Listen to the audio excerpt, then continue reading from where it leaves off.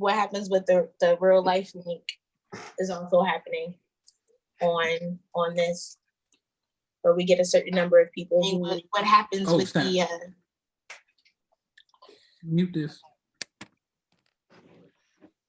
Right. Yeah, we get a certain amount of. Chris, can you also send me the link so I can post it? Yep, copy.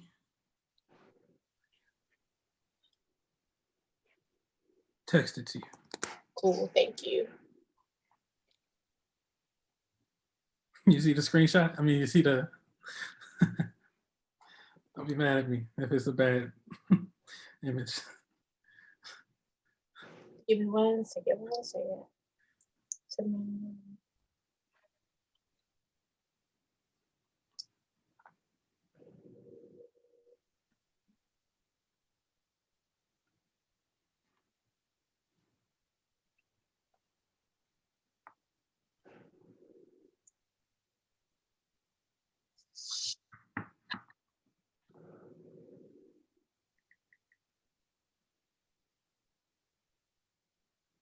It is what it is.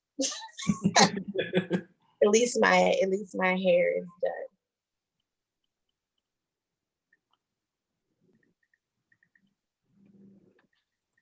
Let's see.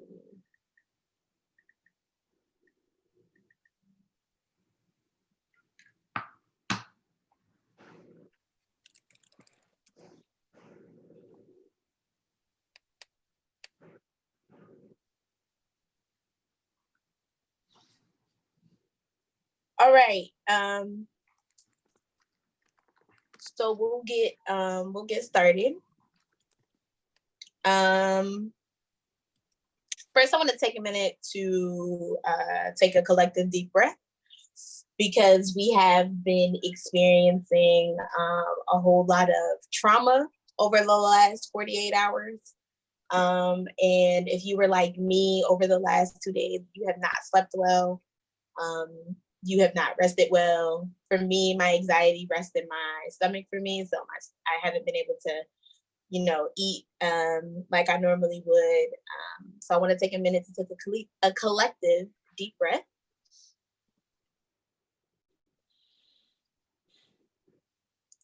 And acknowledge the life that was stolen from us, and acknowledge the work of our comrades who are currently on the ground in Minneapolis. There are some great funding resources if you want to donate to help the folks on the ground in Minnesota. There's a bail fund going. There's a number of active bail fund and supply chains going. So you can find all those on Twitter, and I'll do my best to put them in the comments on the YouTube as we get into this conversation. And of course, I wanted to take a minute and open up with the very first poem that is in Assata, because it is very, very striking.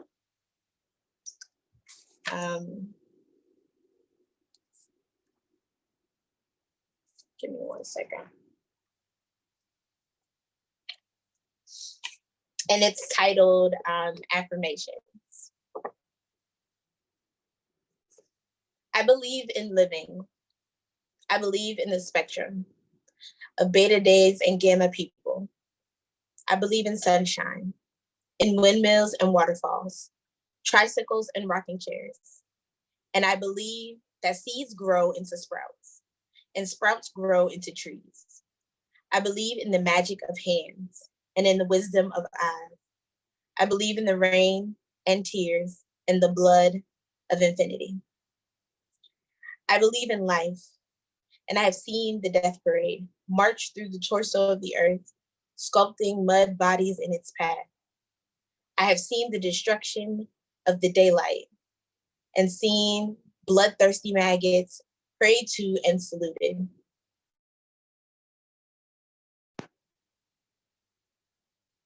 I'm sorry about that, guys.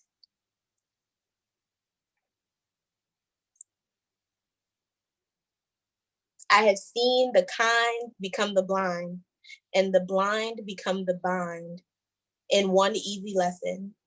I have walked on cut glass. I have eaten cow and blundered bread and breathed the stench of indifference.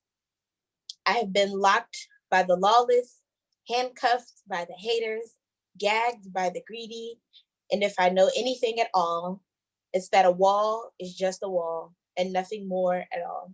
It can be broken down. I believe in living. I believe in birth. I believe in the sweat of love and in the fire of truth. And I believe that a lost ship steered by tired seasick sailors can still be guided home to port. I read this maybe 5 or 6 years ago for the first time. And I am still taken aback by that first piece of poetry, that first piece of writing that's in this, because so many years later, and even in the last 5 years, it still rings true. Especially the last part about a lost ship being steered by tired and seasick sailors and can still be guided home to port. If that's not a metaphor for what the current land we reside on is, I really don't know what is. I think we all collectively are experiencing tiredness from constantly being traumatized. And if you are a Black or brown person or a Native person, you know the terrorization of this country all too well. Whether it affects you directly, whether it affects you indirectly, whether it affects your family, you know what this is and what this is like. So I want to give folks an opportunity to go ahead on and chime in with their thoughts on the first piece or even on the first chapter or so. And we can take it by then and build out on the conversation there.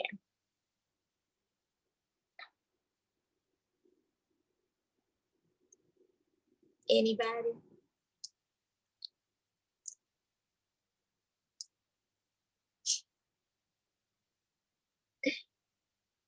Anybody? All right, Vivek, go for it. Yeah, I think for me, this whole book, and especially that first part, it's shocking to me how relevant and how much it still resonates today. I mean, it was written when in the 80s, I think, 87. And so much of what she talks about with her experience just feels, in a lot of ways, sadly, like it's still, like she could have written this last week, you know? And in addition to everything else that makes it such a powerful book, to me, that's just, I don't know. It's sad reading it and realizing that. But she is able to capture so much of that so well. And I think that first poem is just just one example of that.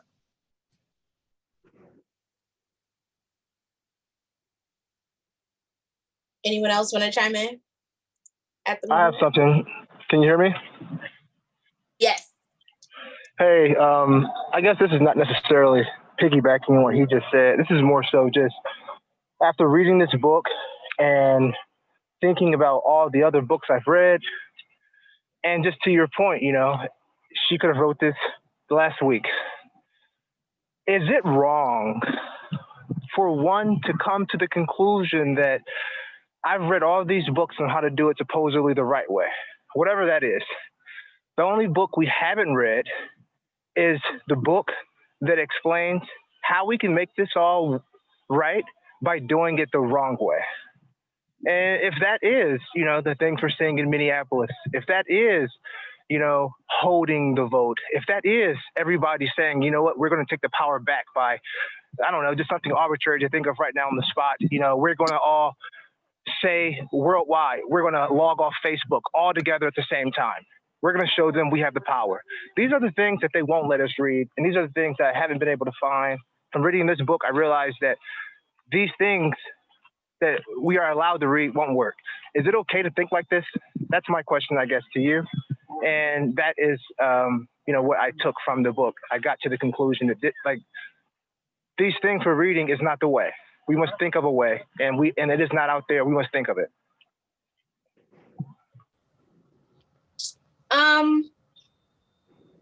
I think to that particular point that there is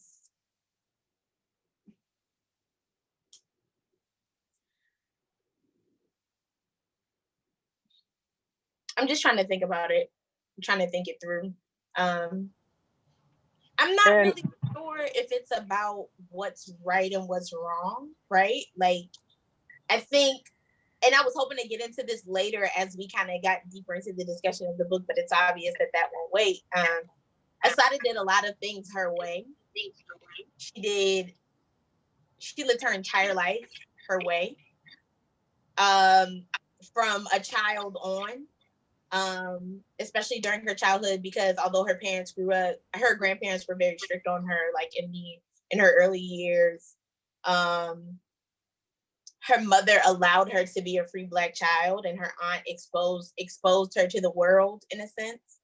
So she was able to draw from all of these different things that she had learned over a lifetime and make the decision that was best for her. And I think it's important to realize that everyone's footing is going to be different, that everyone's path is going to be different. But essentially, what we have to remember is that she was still free. You know what I'm saying? Like, she still managed to get free. She took bits of her freedom, even while she was incarcerated. You know, she took the power in her hands however she felt like it was necessary. So I think it's about finding what's necessary, what feels like freedom to you, and how that aligns in the greater picture, and in the greater vein of freedom. Like, does me freeing myself free somebody else in the process? Because it's not just you, you're connected to a whole community of people. So I really just think that it's about figuring out what I take from this and what I take from her life and experience in particular is figuring out what makes sense for you.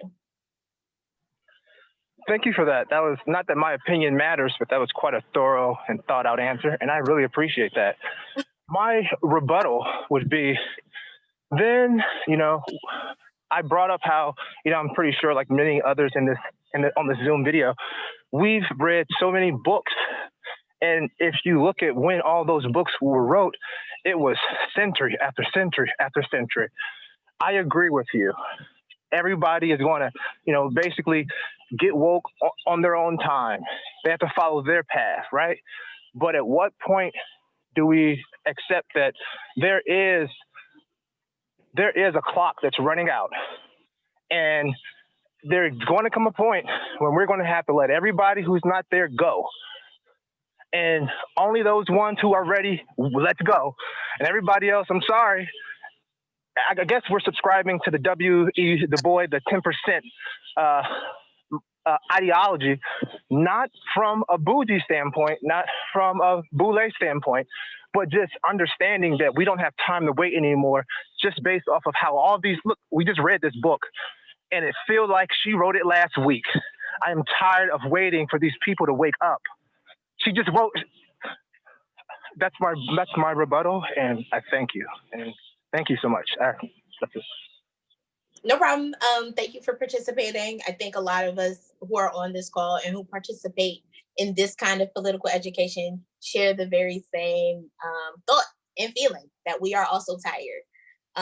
And to quote Zora Neale Hurston, all skin folk ain't kinfolk.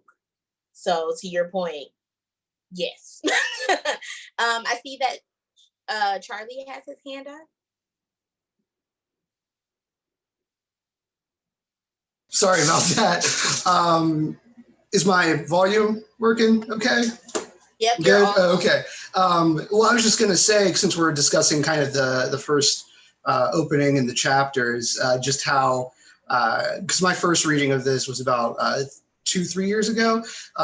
So I kind of diving back in, kind of got all those same moments of just how powerful her prose is, and just like the beauty of her writing, and also just how, while she did amazing things, that first chapter it's very humanizing, because you feel just that level of fear that she has, and just how they're chasing her, and how they're like the hospital scene and everything like that. It's just very jarring to witness, because you can kind of cut and paste it, sans technology, and you're seeing a number of different activists today, even probably, like, with just how the interaction goes. It's like the part where he goes, is she dead yet? Or when she talks about like how her chest felt like it was growing bigger, and things like that. It was very just powerful. I guess that was just my only comment for the moment. All right. Nate also has his hand up. Go ahead, Nate. Hey, yeah, going back to what Jack said, I think about that too sometimes, because I know Malcolm X has a quote like, you can't always judge someone based off what they I guess what they know now, something like that, because we don't always know, or like feel how I don't know, but it's like we don't always you can't judge someone based off, I guess, what they're doing now, because we don't always know what we know now, But I do agree that at some point, you know, it's like if people aren't willing to unlearn, like their white supremacy, or like their like internalized self-hate, and aren't with the times, I feel like, I don't know, it's a place for them, and like I don't want to say it's like too crazy or radical like on live, but people do have to choose eventually. That's how I feel. And I don't know, we can try our best to try to get political education out to these people, but they have to be willing to unlearn, their BS. So I don't know. That's like my take on that a little bit.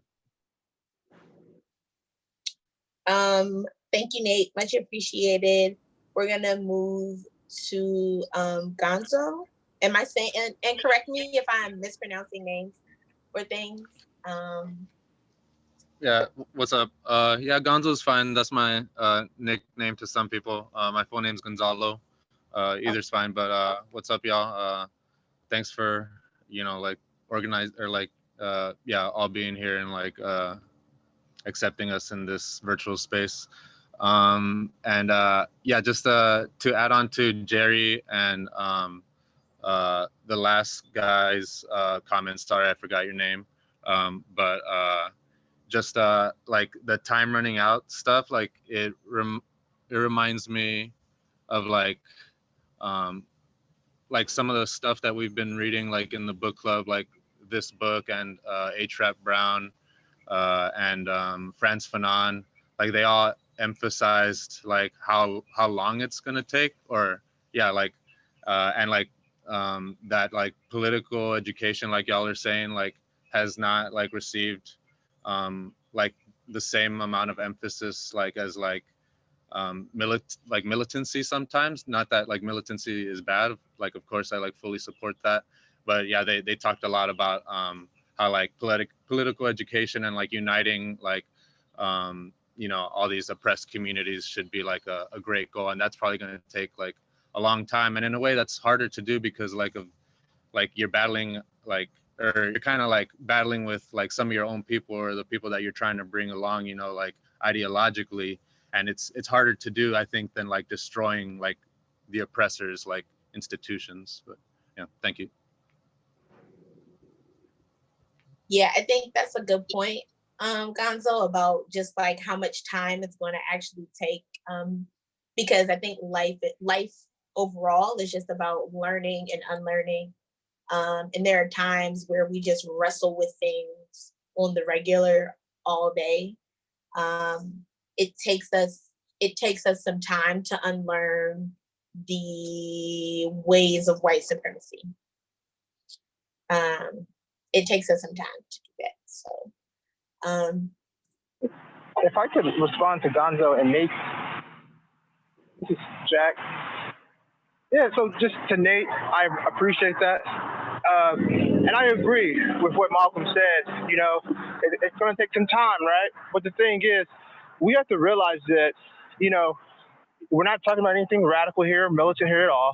However, you know, if this was a story, the antagonists, they have evolved in such a way where they can pick out the ones who would be able to evolve, understand these political ideologies that we're speaking about here. They can pick them out and they can promise them things, a nice place, a nice job, security. And for those things, they will say, yeah, I know that I am what the community has been waiting on. I am a prime example. I can be an image for everyone, but it's not worth it because they're giving me this. So yes, I agree with you, Nate, 100%. But the thing is, we need to realize they have evolved, and they realize that we know this, and they watch those people from 5 years old, 10 years old, 15 years old. They notice who's the ones doing great in these scores, in these testings, who's showing out on these spelling bees. We're going to watch him, and we're going to make sure that he's on our team. It's hard to believe, but so is COINTELPRO. This is what's going on. So, Nate, I agree, but we got to keep that in mind. And then to Gonzo, I agree 100% about the time thing, right? But I think that also we have to keep in mind the times that these writers were in. You know, the H. Rap Browns, these Malcolm X's. They were not writing in a time when they were able to see before their eyes biblical plagues ongoing. Yes, don't get me wrong. Yes, they did see the civil rights and all that, but they didn't see the locusts. They didn't see the water. They didn't see the weather. They didn't feel the earthquakes. If they felt that, they would have wrote differently. So I think that we need to keep in mind that there are different things that are going into our Kool-Aid, and we have to think like today, not like H. Rap Brown and all those guys. Don't get me wrong; those guys are our heroes. But get this right. We are still in this trouble. So that stuff they said didn't work. We got to think of something new. And that's all I want to say. Thank you.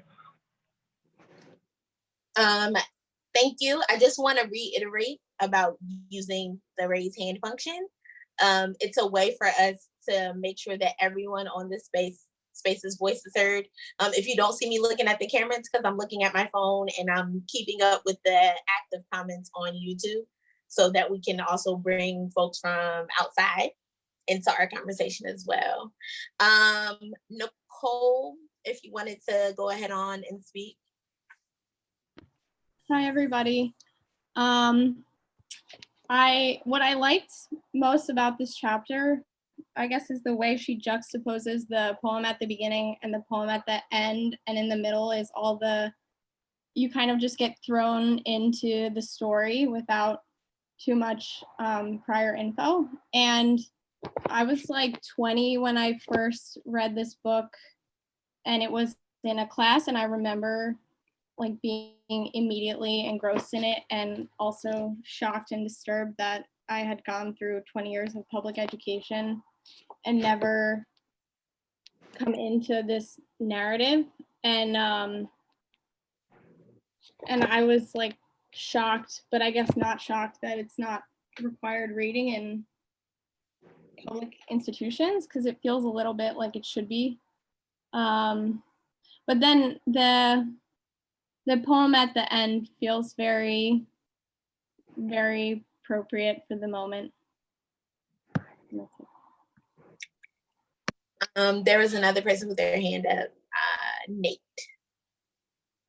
Hey, I just wanted to go back to something Jack said as well. I don't remember exactly, but what I wanted to mention was we definitely do have to do something different now. We can't do exactly what the Black Panther Party did back in their day, or Malcolm did back in his day. We have to figure out what works for our people now. But like we definitely can learn from them, like and like their tactics. Like Huey P. Newton, like he would go into like the hoods and like the pool halls and talk to like the people, and like be actually out there on the street talking to them. And like he wouldn't bring up like capitalism and like socialism and all that stuff. He would just talk to them about like their conditions, what they need, and like their own problems, and he would tie it back to socialism or whatever, the political like ideology he was trying to teach the people. And that's like one way we could go about it, teaching our friends, our people in our community about this political education. So I just wanted to add that to the conversation. Really quickly, a comment from online says, Assata mentions that again and again, the importance of putting oppression in context and connecting it to other experiences of oppression around the globe is important. I think that's the full comment. Yeah. Again and again, that's a theme, that like the struggle isn't something that just happens here to us. It's something that happens globally. And we saw that happen in Ferguson right as they were starting to do their protests. And what happened was, a lot of Palestinians got on Twitter and started telling the protesters how to treat rubber bullet wounds, how to treat, tear gas, how to get tear gas out of people's eyes. So I definitely want to make sure that we, are, as we're thinking critically about the book in this moment, we're also thinking about how to connect that to the global struggle, right? Hector, and then after Hector goes Chloe, you can go right ahead. Hi guys. Now I just think, just trying to comment on everything. I think kind of like the biggest like threat to white supremacy is like very kind of like education, but through like consciousness and being aware how white supremacy affects colored people in every aspect of their lives. And I think once you start kind of noticing that, I think you have a choice of like how to dismantle it in a sense too. And I think that's a kind of an important part to kind of, well, I guess what like Assata and like her poem was saying too. And like it still resonates even here now, which is really like a powerful thing too. Just like the more like educated and the more like conscious people of color are, then the more power we have to kind of dismantle that like false narrative of like how people of color are less, and of like all these ideas that are not really our ideas that you're really taught by. And yeah, that's what I kind of have to say about that.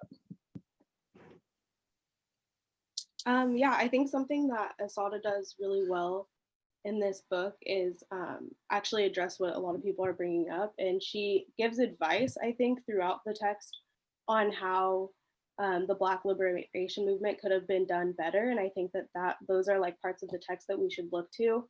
And going back to Shakira's point, I think it's really important too to mention like the way that she talks about Cuba and like to think about revolutions that have worked as well. And just to like kind of move us, like I know we're talking about the beginning of the book, but the poem on page 263, The Tradition, I think kind of speaks to what people are talking about right now. And I think she talks about like carrying on the Black tradition and protesting.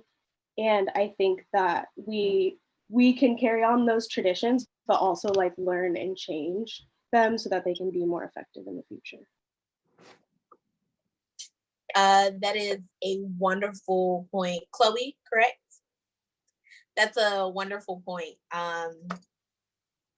There are so many things to learn. And one of the things that I feel like we sometimes forget, I'm including myself in this, is that we can get this know-it-all spirit. Like, I know that. I mean, I read it. I know it.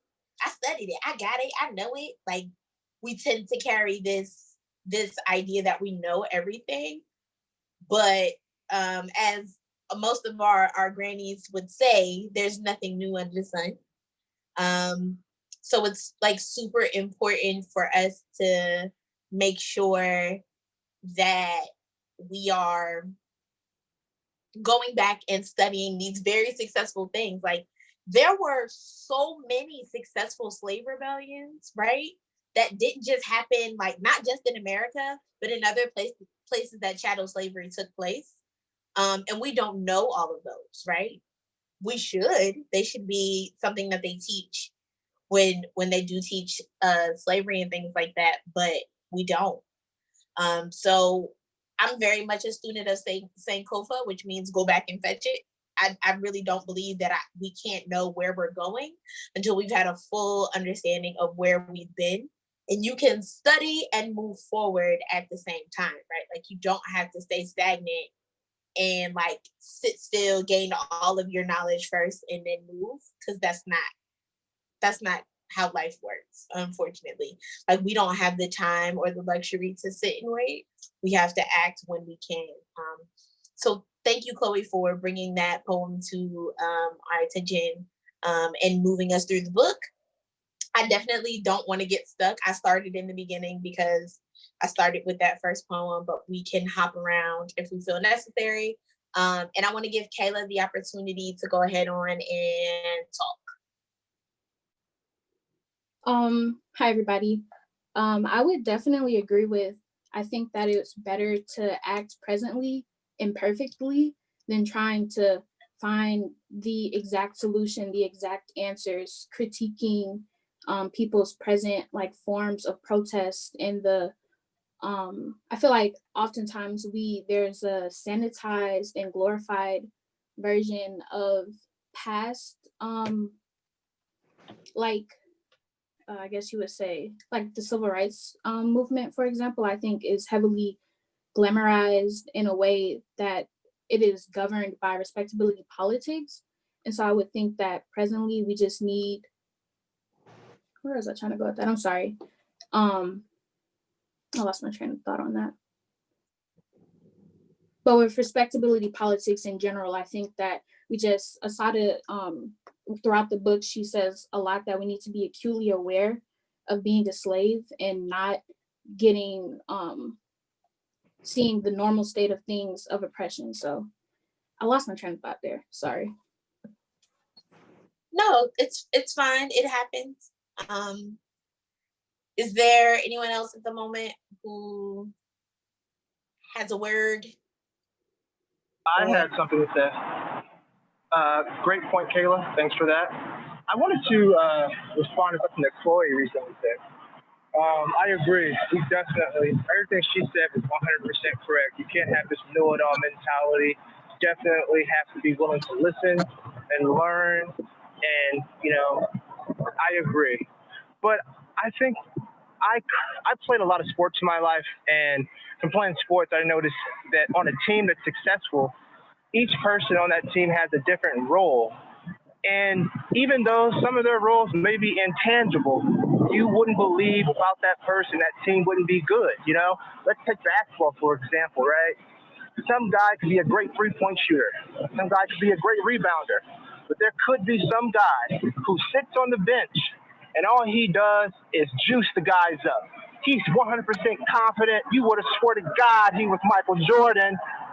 Now, I say that and to correlate what Chloe said, sometimes we need that guy who's walking around showing everybody what it would look like, because the people in power won't show us what it would look like. So God bless that man who has given us an image of what it would look like if you knew it all, something that we could aspire to. And I think that we cannot ostracize that guy who seems like they know it all. We need to understand that everybody has their role on this team. And if we think our role is to down that guy, then you don't need to be on the team.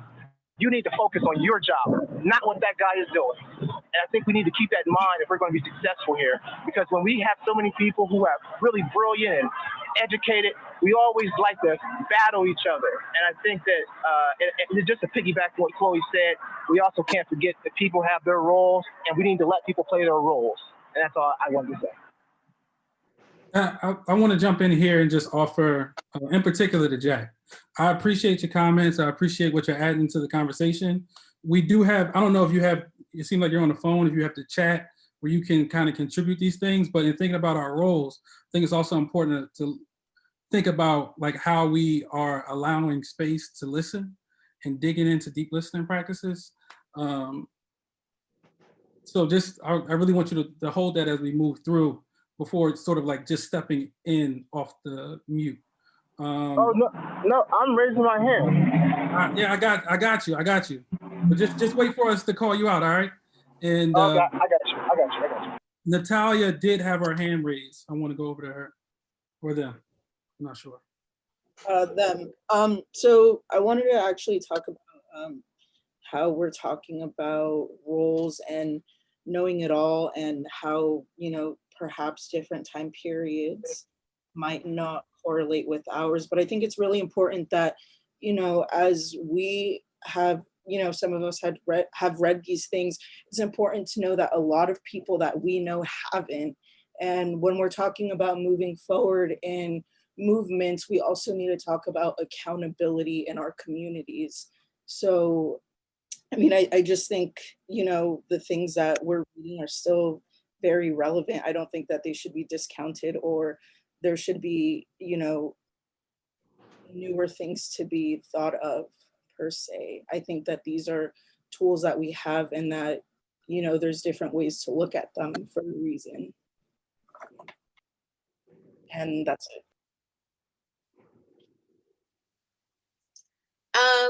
Kayla, someone online asked if you could expound a bit on what you mean by respectability politics, like what you were thinking of when you made that comment, if you don't mind expounding on that thought. Sure. I guess I was thinking of it because of the climate of everything that's going on now, with the rioting and like looting, and a lot of people are critiquing different methods and forms of protest. And I think a lot of that discourse is like rooted in respectability politics, and a lot of comparison to the methods today versus methods of the dominant narrative from the civil rights movement, with Martin Luther King in particular. But with the civil rights movement, it wasn't just King, and there were a lot of militant groups like SNCC that aren't as represented when we talk about that. So I guess that's what I was saying. I think that's Chris is shaking his head. I think that's a great point. And a lot of times people don't realize that the view that most Americans have of Martin Luther King is a very sanitized, whitewashed view of Martin Luther King. His last book that he wrote literally before he died, he is quoted in saying, "I fear I have integrated my people into a burning house." And I think that if we like sit with that for a minute and look at that, he's saying, I feel like he's like, I don't know if this was the thing that we were supposed to be doing. You know, I don't know. Like, you can hear his apprehension, and he still had some very respectable ideas around SNCC and the Panthers at the time, and like how they were moving in that radical direction. He was like, that's not it. But I do think, you know, that with this level of integration, I may have made a mistake. I think we have to sit with that, right? To know that someone that we hold in such high regard made a mistake. I seen Natalia's hand, right? Yeah, I was just gonna mention that, like, we can't forget that he was also like pro-violence at one point, because I like in his earlier years, and like you said, I mean, I think it's very telling for him to understand how his peaceful protest role actually hindered the movement. And, you know, it basically pointed the civil rights movement in two different directions, like with Malcolm X and, you know, MLK and other leaders. You know, there was just so many different variations of what they thought civil rights should be, that now it's kind of like we're grappling with that idea now. Like, what should our movement look like? How should we, you know, should we loot? Should we not loot? And I think honestly, if we're talking about, you know, rioting, I think what's happening right now is I think it's acceptable. I think, you know, people's actions just show how tired they are in society. And I think it's very justified. I'm glad that we're talking about like the introduction of these very radical things, y'all. This is a great space we're moving in. I did not see who was next. Chris, did you happen to see who was next? Whose hands went up in order? I'm sorry, this doesn't tell me. Yeah. We do have Chloe, Charlie, and then Gonzo. Okay. Is that a good order too? Or that? Chloe, All right. Charlie, then Gonzo. Okay. Yeah. Going off of what's been said, I think like it's really intentional that we only hear about like a very sanitized version of Dr. King, and like why we don't hear as much about Malcolm X or SNCC or the Black Panthers and stuff. I think that it's very intentional, and I think it's also important to remember that like Martin Luther King, he owned a gun and had armed guards because he believed in self-defense, like at the end of the day. And so I agree that everything that is going on is justified. And I think that it's a smart tactic moving forward because we've tried peaceful protest, we've tried going through the systems that are in place, but these systems are working exactly as they're intended to. And so it's time that we start to hit people where that hurts. And if that happens to be like the dollar or like public property, then so be it. Cool. Gonzo, you were next. Yeah, I totally agree with the stuff y'all are saying. One of the most valuable things to me about Assata's biography is just how it like very in depth like tells like her story and like the type of like intense antagonism and torture and oppression she received like constantly, and like from like her account and like what we know, like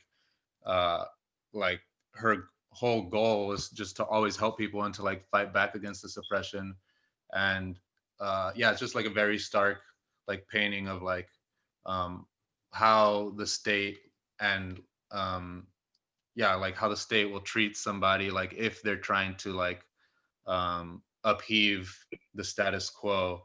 And yeah, like in regards to like the uprisings and stuff, what was I gonna say? Yeah, I guess I'll leave it at that. Or yeah, just like the uprisings, like some people are saying like, oh, like it's, or I guess my point is that it's like completely like self-defense, like even if it's not like directly provoked in that incident, like destruction of like corporate property and like retaliation against police, like is like automatically like even if like we started like the specific incident is self-defense because of the continuous like torture and oppression that our communities like face from them. So, thank you. Yeah. Hector, and then Charlie and Bethany. I think they were ahead of me. So yeah, I think it was the last one, to be quite honest. They can go first. Okay. Between Charlie and Bethany, you guys have a preference on who goes first? All right, Charlie, you unmuted your mic, so you can go ahead. Oh, cool. No, I was going to say to what Natalia and Chloe were saying, I really agree with the idea of self-defense, and that's actually to me one of the more important things that's often overlooked when it comes to remembering Malcolm X versus Martin Luther King, is that it wasn't so much that it was violence, but it was just the idea that my value is just as much as yours, so I have a right to defend that and defend what I care about. And talking about just like the ideas of the respectability politics, and when it comes to like what's been happening recently, you notice that things are moving. So it's hard to really say if this was necessarily a wrong move, because ultimately it's unfortunately, as horrible as capitalism is, there is like its biggest weakness, and that is messing with people's coins. So as soon as you do that, that's when they start paying attention. If you go as far back as like even the bus riots, it's more so that it was the idea that they were losing money than anything else. So I feel like these people who are kind of speaking out against like, why are you doing this? Why are you doing this? But on the flip side, it's getting stuff done. So on some level, it's not perfect, but it kind of is working. And just talking about the book really fast too, there's the moment when she talks about Jonathan Jackson, where she says, I couldn't get the whole thing out of my head.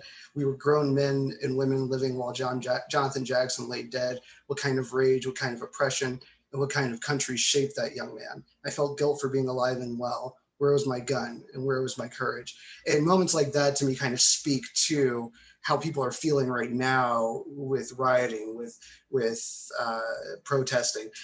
It's more so that, like, what do you do with that guilt, that feeling of just abject, just nothingness, I guess. And to me, that kind of speaks to the current situation that we're in. But yeah, it's Thank you for sharing. That was really great. And I hope that what I have to say hasn't lost meaning. I guess I've been trying to like keep my train of thought since all of you started sharing. And I love the quote that you just shared, Chloe. It's great. But I guess my point was that this was actually the first time I read Assata. I didn't read it in any class in school. I was like never really like told that this is something I should pick up and read, and that's on me. Like I feel like kind of a little bit behind as far as like educating myself on all these things. But I think part of the reason, I guess, that some people seem so opposed to the rioting and stuff that goes on, like I've seen so many like people on Facebook, like people that are even in my family kind of condemning the rioting and protesting and like, why would you destroy your neighborhood, blah, blah, blah. But I just think that goes to show how whitewashed our entire like education system is, like the whitewashed version of MLK that we all learned about. We are learned to like taught to respect authority and like police are good, and you don't learn about how really, you know, just like the massive wealth disparity that exists in our society, and like people that are looting and rioting and stealing, like they're really not, like we're the ones that are getting stolen from by these like massive large corporations. So I just like can't understand why anyone would, you know, condemn that over like people literally dying. But yeah, I just think this whole book even too just made me realize there's so much that I didn't know and that we're not taught in school that we should be. Yeah, real quick before we move to Hector, it's really unfortunate that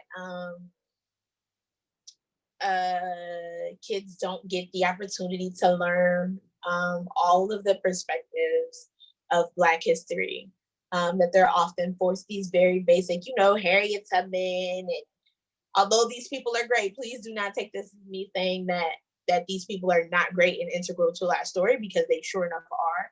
But you know, the Madam C.J. Walkers, you may get a Malcolm X, but it'll be the sanitized version of him as well, because although he was very radical, like he was extremely radical more towards the end of his life as well. And I think that's something for us to think about again as we go through the book and we look at how Assata's life is changing. Hector, I want to let you go. Yeah, I just wanted to touch on like the people who are criticizing like who are looting right now. I think they're kind of like full of shit in a sense too, because they have the standard of like, oh, you should do this way, but it's like obviously we have done things a certain way for a long time and we haven't got the results.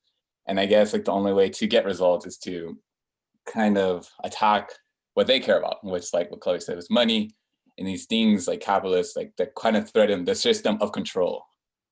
And also another thing that was like, kind of is just like how we only learn about these things is like usually when we reach for higher education. And what if like those people of color that don't have that resources to education, resources, have a stable family, you know, you're just like, what's in the system now? So it just like, it's kind of like, it's kind of whack in a sense, because now, in order to learn about these things, usually it's like through higher education, but not everyone has that route or has the opportunity to get there. And those who do are usually considered the lucky ones, especially in the people of color category. And they're not, if it's not expected in your family to do it, the likelihood of you going to college is pretty damn low. So I don't know, I just think like when people criticize like people looting, I'm all for it, you know. if it works and if we get shit done, then might as well, because we tried to protest peacefully. That hasn't worked, then fuck it. You know, we're gonna burn down the Target, whatever. That's not that important to me. But as long as like people are heard and their values are seen, then that's the most important thing.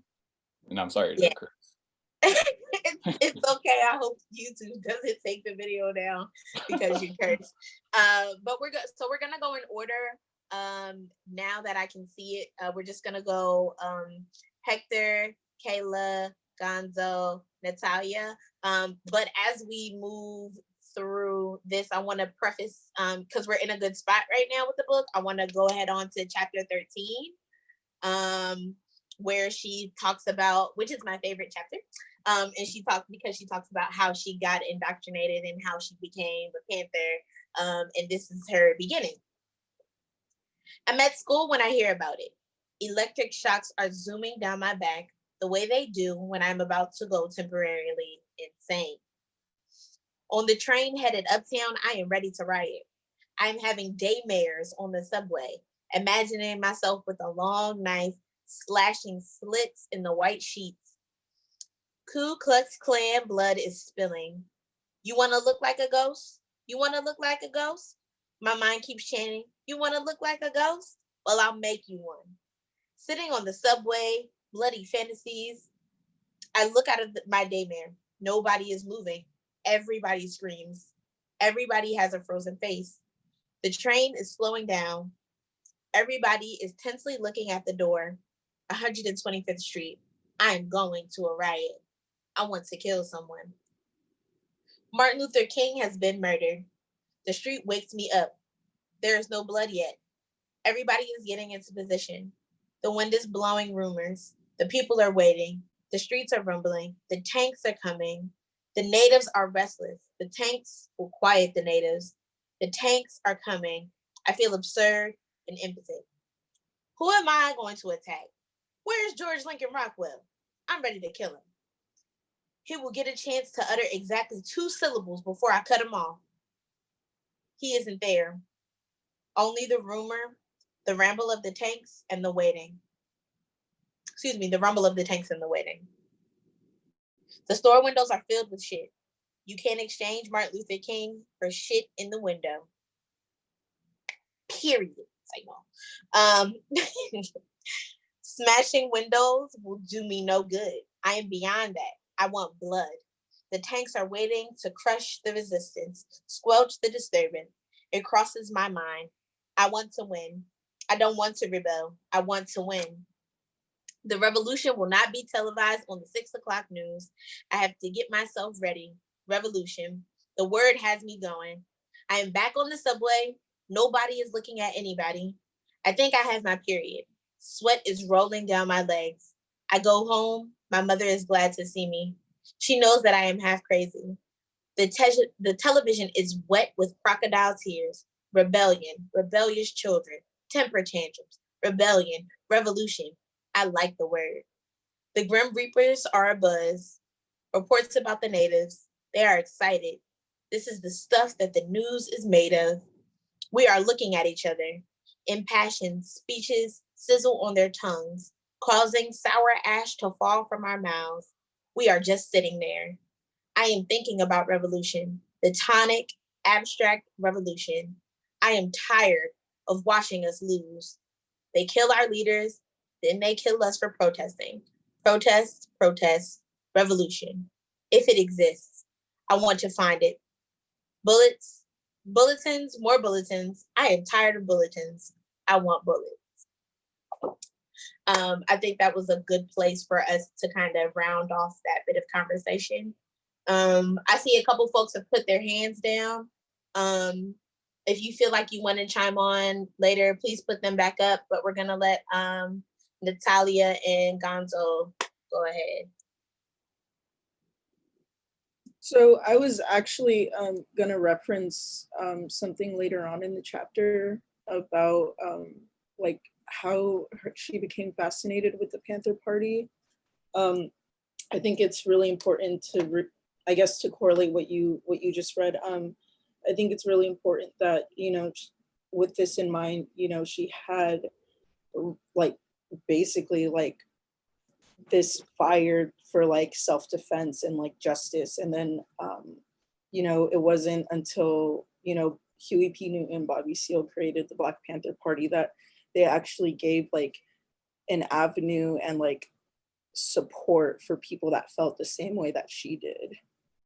And I think it's really important that, you know, on page, on page 203, she mentions how the party supported revolutionary struggles around the world. And I think like that acknowledgement and her reflecting on that made her feel like obviously it brought more light that, you know, the struggle of the oppressor or against the oppressor is prevalent to so many people. And it's almost like a universal struggle. Yeah, that's like perfect. If you did not know, oh, well, hold on, I'm sorry. I'm getting ahead of myself because I'm excited and I have something on my brain. Who's Charlie put his hand down? I think that was Charlie that was next, right? Oh no, it was me. Oh, Gonzo, I'm sorry. Yeah, it's okay. But I was just gonna respond to Hector's last comments. He was talking about like how it's messed up that like, you know, like someone getting woke is like accelerated by like their privilege, and like how college is like inaccessible. And that's something that I think about a lot. And yeah, that like a lot of these books like talk about. I already like mentioned it, but yeah, just like I think like going away from those like institutions that even colleges like in a subtle way work to keep like certain courses and certain, you know, education out of them. And because, you know, like social science stuff, like, and like you know, ethnic studies like is always like the least funded and whatnot. So yeah, I just think it's really important to like, especially us that did have the privilege to get college educated, to like not go the careerism route and like find, you know, like build our estate, but to like bring education and like political education and resistance back into our communities to the folks that don't have that privilege. So yeah, thank you.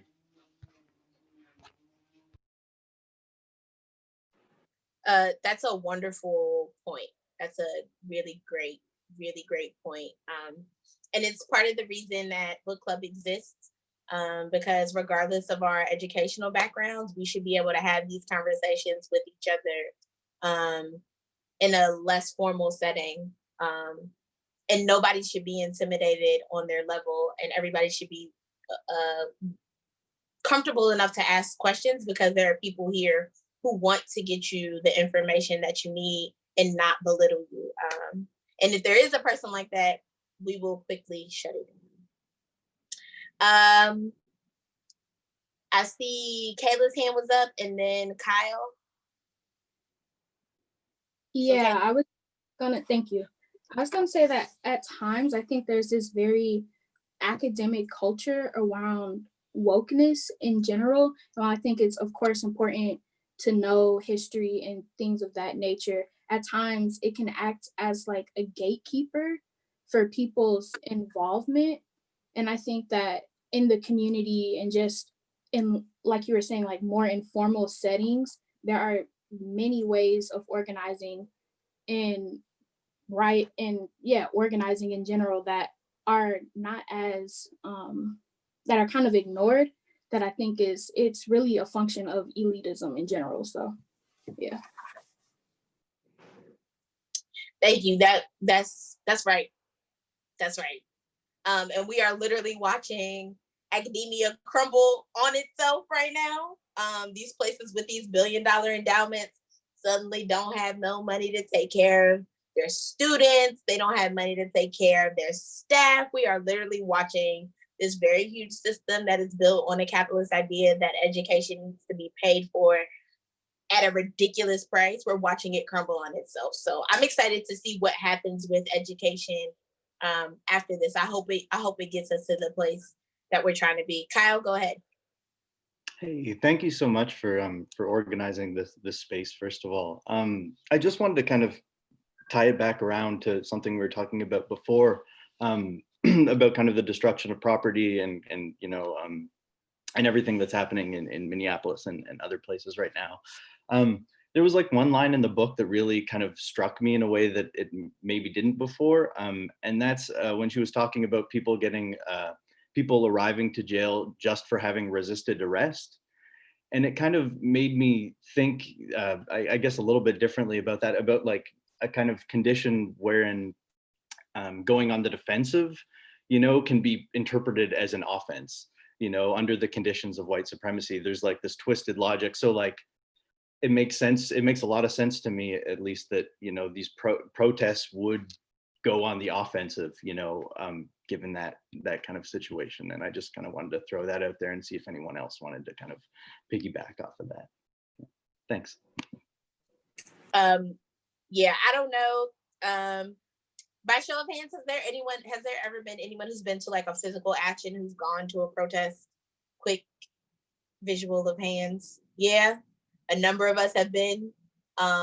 So you know how scary it is, the thought of like going to this thing and confronting the police and like showing up and being like, oh shit, am I gonna go home? Oh snap, I'm sorry.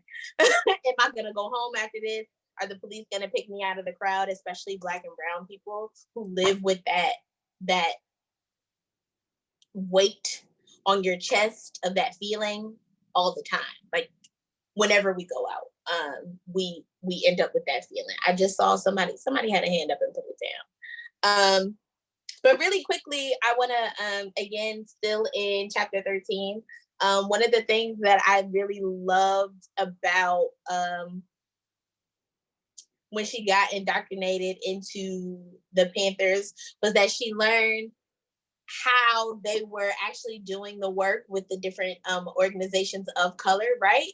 So she talks about the Red Guard, she talks about the White Panthers who were a subset of the Black Panthers. She talks about the Young Lords, which is the Latino aspect of their organizing, and how even though they organized their own people around their own issues, they came together and had these very large meetings and said, where do these intersect, right? Like, where do these issues meet, and how can we show up for each other during this time while we're trying to organize, while we're trying to figure, I see more of y'all faces, great. While we're trying to organize and figure this thing out.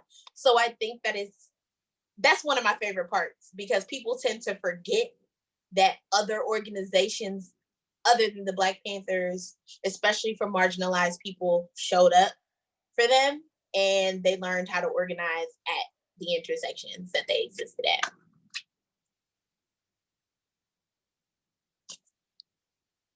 I know Patrick was the one with the hand, new contributor, so I'm just lifting him up.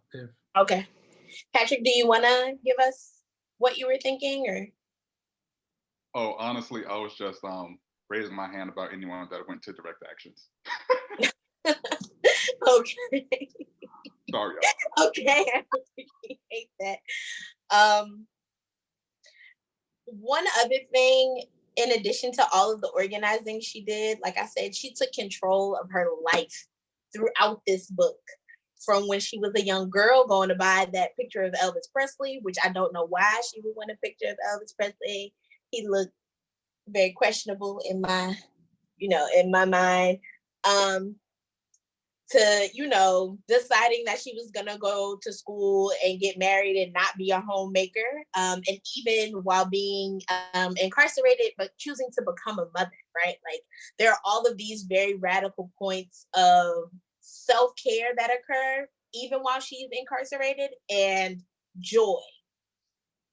And one of the reasons I really was excited that this book came across our our list to read was because a lot of times we forget that in all of this organizing that we do and all of the Black death that we experience, that we really still need to make room for joy and happiness and really figure out how to still build lives in the midst of all of this turmoil, especially Black and brown people, because we deserve it, right? Like, if you haven't heard it today, a Black, brown person, like, you deserve love, you deserve to have your needs met, you deserve to be seen in your full humanity, you deserve all of it, you deserve to experience pleasure on multiple levels, however you need to get it, you deserve it. So I just wanted to point that out. And then also kind of ask a bit of a personal question, but nothing too personal. What are some of your favorite ways to get like radical joy? Like, what are some of the things that bring you joy, period, you know? Nate, go for it. Hey, so yeah, like the other day, like with everything going on in the world right now, I was like very sad, you know, and just kind of like very angry at the same time, you know, where I was like just laying in bed all day, and honestly, what brought me joy, like I literally picked up Assata and like I read, you know, like some of the books. I didn't finish all of it yet, but just like reading that book, like let me see, the last chapter I was reading, I believe it was like when she ran away and you know, she found someone and like I don't know, just like her encounter, you know, like after she ran away was like it was kind of funny at first, and it got like really sad, you know, like all the emotions that was going on. It just kind of took away from everything, and I like found so much joy in that story a little bit, and that's what brings me joy. Like I look up to Malcolm X so much, and like usually like when I'm down, I like listen to his speeches. I like read his book, or like I read other books. Like I look up like to the Panthers and stuff like that. So I always find joy like reading in general, period, I think is my answer for that. So yeah. All right. Who else? Somebody else had a hand up. Okay. Kyla, am I saying your name right? Oh, yes, you are. Okay. Kyla, go for it.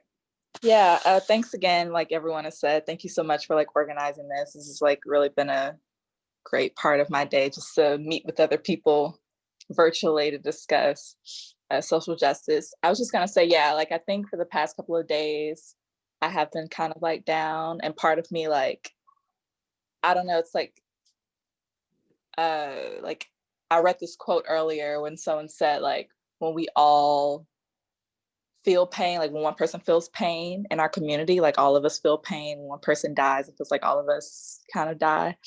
And so part of me felt guilty for trying to like seek out joy, because so many of my people are like suffering, you know, like in all parts of the world right now. And like on Twitter alone, just so many people just like really pouring their hearts out about like the systems of injustice that we're facing. But I found, for me at least, like I bought a bunch of plants a few days ago and I've been tending to those.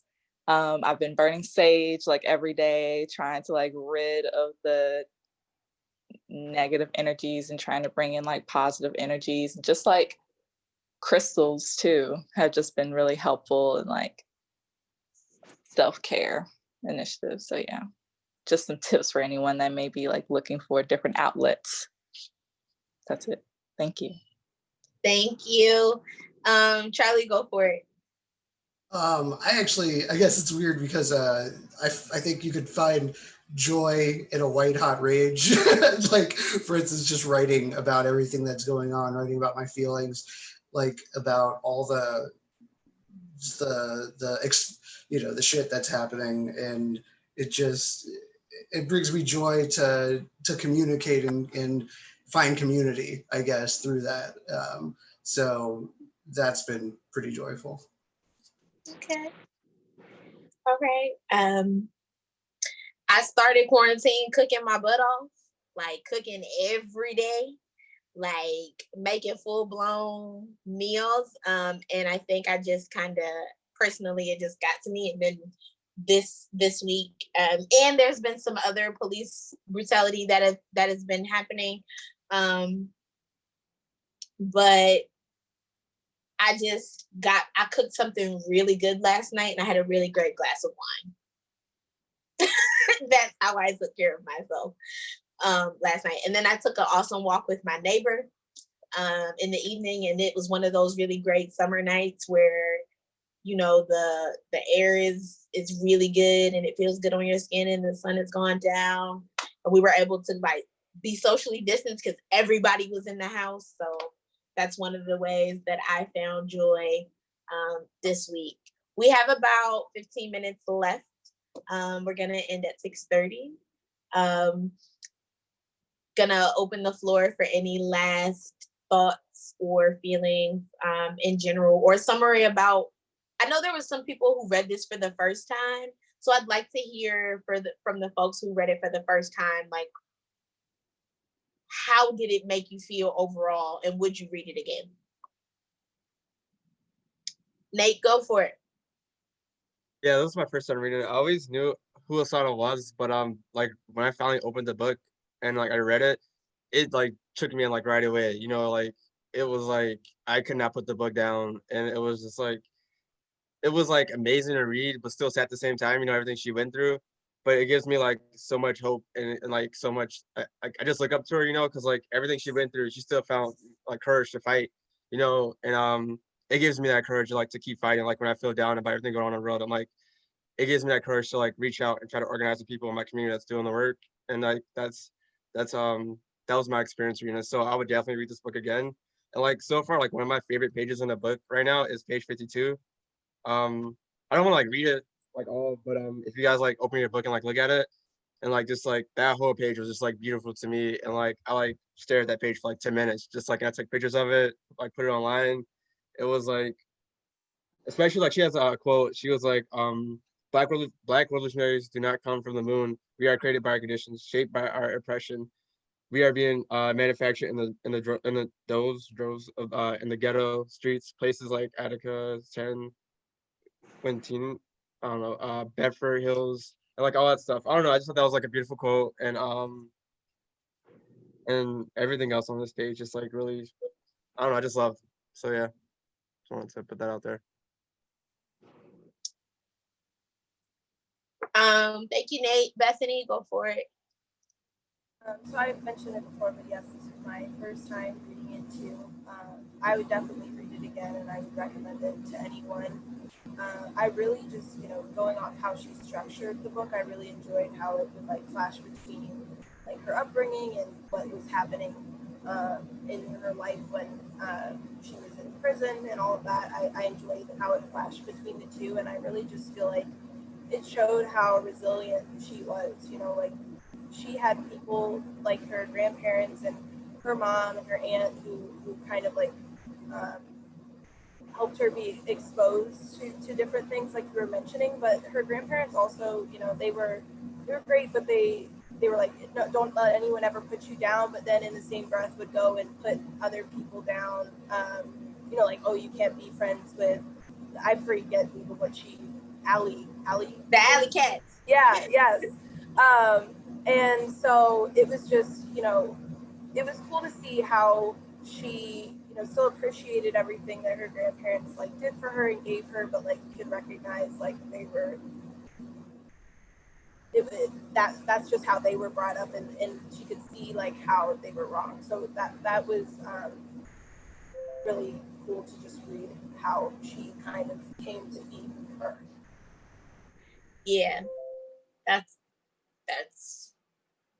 a great point. That's a really great point about our grandparents and how they want us to be free but still cling to respectability. A lot of our grandparents are on the Booker T. Washington side of upward mobility, you know. Vivek, go for it. Yeah, this is my first time reading this book, and I really found it phenomenal and moving in so many different ways. I'm sure I'll be coming back to it in the future, if only for some of her poems. And I really like the way that she juxtaposed poetry with prose. And one of the things I'm wondering, and someone I think mentioned at the beginning of our conversation, is how you know, for myself and for other people, I think reading this earlier in my life, I think I wish that I had like discovered this earlier. And I'm wondering how we can get that to happen. Obviously, this book club is uplifting it, and I'll be, you know, sharing it as a recommendation with people I know. But in terms of, you know, someone mentioned like public education, like how do we get this text or others like it infused into educational curricula?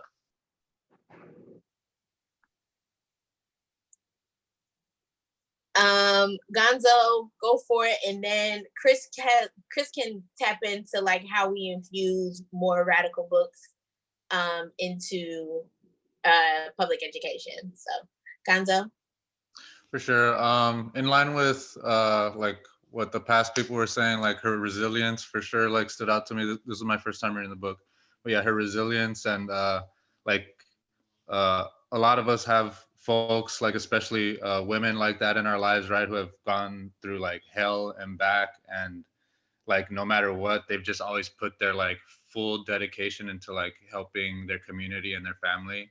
It reminds me of my mom. um, but yeah, just like I guess that stands out like a lot. And yeah, just how like she's another one of these like revolutionary like figures that like is so like uplifting, like galvanizing. And yeah, just like we all are like, yeah, that we see that we have those leaders that provide that like that example and then inspire us. And I feel like the revolution and the ideology like is always alive, right? Because of that, it's always moving through these people, right? And they're passing it on to like folks like us, and we pass it on. To touch a little bit on the public education comment from the last speaker, you know, it's up to us to like spread her energy. You get me? Like spread this energy. Like this is kind of like, you know, we're coming from different communities to come into this virtual space. It's up to us to like continue to spread it.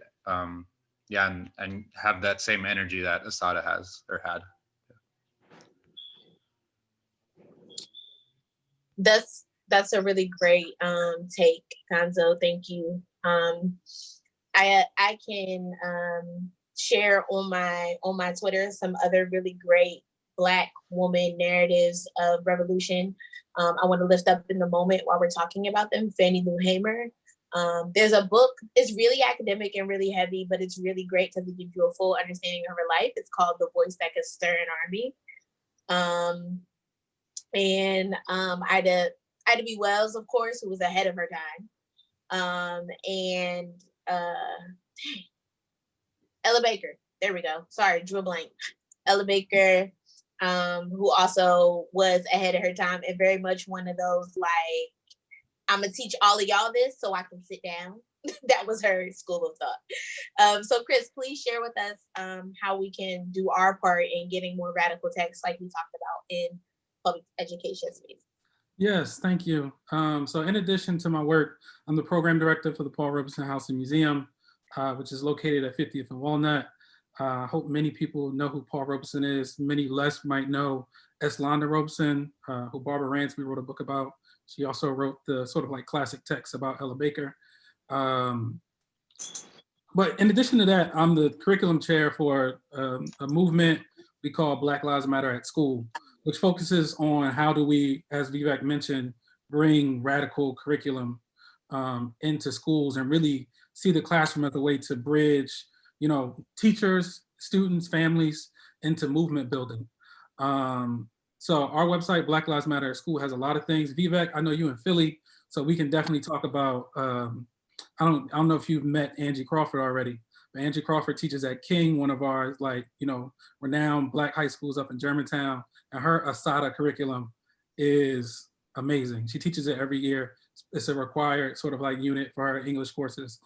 But other than that, if you go to Black Lives Matter at School, you can see tons of material that we have sort of like combed together to focus on not just the historic figures, but also like just the grassroots organizing building.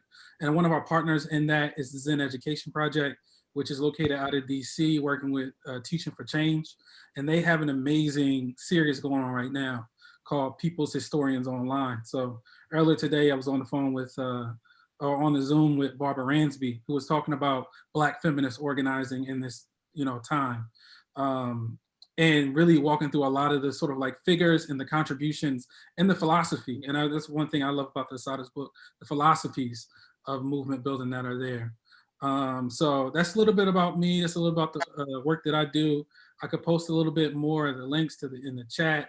But I'm so grateful to be here and support this movement. I really love what Kayla offered about what we do at the Robeson House is really try to create inroads and entry points for people into think tank. Dr. Greg Carr says, it ain't nothing but reading the same books. I don't have to go to school to read the same books as y'all. And Right. that's what we do. And we make sure that people can get those books in their hand. And we wouldn't be able to do that without also shout out to Hakeem's Bookstore, this one of the founding or early, like still running Black bookstores along with Marcus Books out in Oakland, who's running a campaign to make sure they can stay alive right now. We got Hakeem's in Philly. They're 2 blocks down from the Robeson House. We're partners in this work and so grateful to be here. Thanks, Shakira, for hosting this. And yeah. Yeah, everyone. So I'm sure that there are materials that you all are interested in sharing.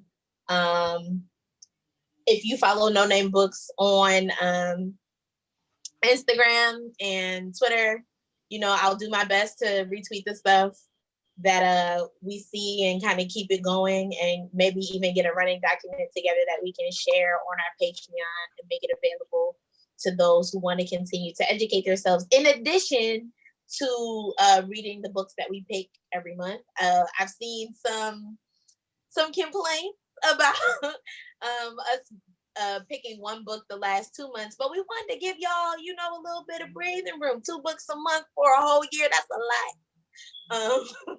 And we wanted to make sure that you all had had an opportunity to really sit with the text. And Assata is such a good book to sit with. It's such a good book to take notes in and sit with and be with for a little bit.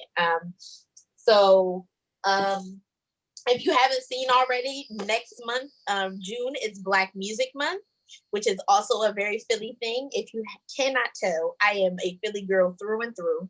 I will always rep my city. But if you haven't looked at the history of Black Music Month, you definitely should. It was started by the legendary producer, Kenny Gamble, and his wife, Diana. She was Diana Gamble at the time, but that's Diana Williams now. Yes, thank you. Diana Williams now. And they started a whole month, like a campaign around the month of June to really highlight Black music and the way that Black music has contributed to the culture all around. And if you're familiar with music in Philly, you know that Gamble and House Studios was right here. Michael Jackson and the Jackson 5 recorded their last album here in Philadelphia. So many greats came through. The OJs got their sound from Philadelphia. Philadelphia sounds a whole thing. But we're gonna read Race Music by Dr. Guthrie Ramsey, from Black Cultures from Bebop to Hip Hop. It's a bit of a personal story of his family's relationship with music and how that shaped him as a ethnomusicologist, and what was going on at the time. It's a great juxtaposition of both of those things. I've read it twice. It's my pick. So, please make sure you guys go pick it up and read. I'm really grateful for everyone who has participated. Chris just dropped a great link in the chat. We'll also make sure the link gets on the YouTube for you folks. Thank you all so much for being so respectful and so amazing, and really allowing the people to see your wonderful faces. Again, to all of the family in Minnesota, if you guys get a chance to watch this, if there are folks out in Minnesota who are interested, please stay safe, please stay protected. We want the best for you. Again, there are so many funds that people can donate to lift up the work that's being done on the ground. And take care of yourselves this weekend, all right?